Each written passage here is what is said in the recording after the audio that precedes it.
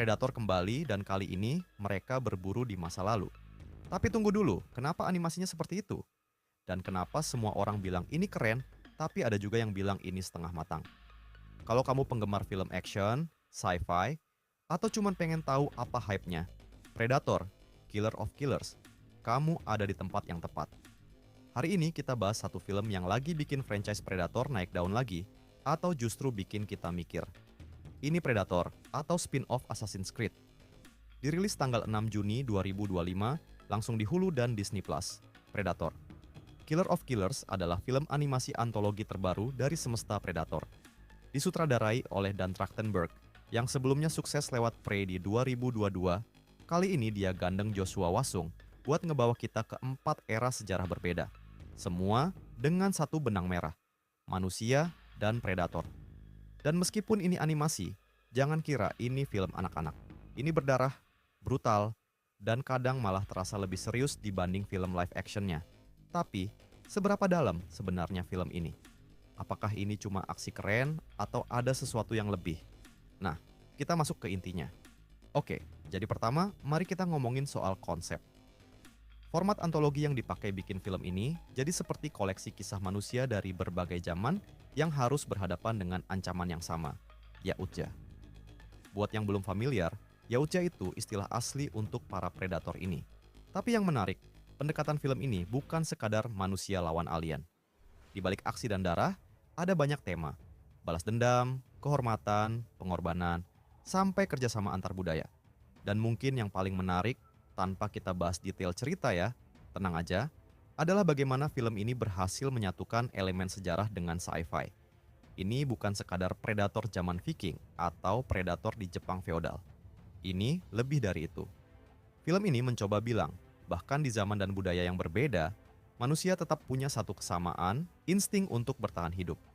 Dan kadang, insting itu bisa menyamai, bahkan mengalahkan sang pemburu. Tapi, meski banyak yang puji, nggak semuanya semanis itu. Salah satu aspek yang paling banyak dibicarakan tentu saja animasinya. Studio The Third Floor ngasih visual yang cukup solid, apalagi di adegan aksi. Banyak momen yang kelihatan keren, bahkan epic. Tapi nggak sedikit juga yang bilang, ini kelihatan kayak animasi AI ya. Ada vibe halus tapi hampa, yang bikin beberapa penonton merasa kurang greget. Dan kalau kamu tipe yang lebih suka practical effect dan tekstur kasar ala Predator 1987, kamu mungkin bakal merasa ada jarak di sini. Tapi, buat kamu yang bisa menghargai arah visual baru, terutama untuk genre sci-fi, kamu mungkin justru bakal nikmatin keunikan gayanya. Kalau kita ngomongin karakter ya, ini memang bukan film karakter driven. Karakter-karakter di sini lebih terasa kayak simbol zaman mereka. Ada yang bawa nuansa pejuang klasik, ada yang bawa kekuatan teknologi, dan ada juga yang punya konflik batin.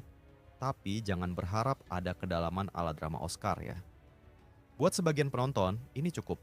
Toh film ini fokus di ketegangan, konflik, dan adrenalin. Tapi buat yang pengen tahu, kenapa mereka jadi seperti itu, mungkin bakal merasa semuanya agak datar.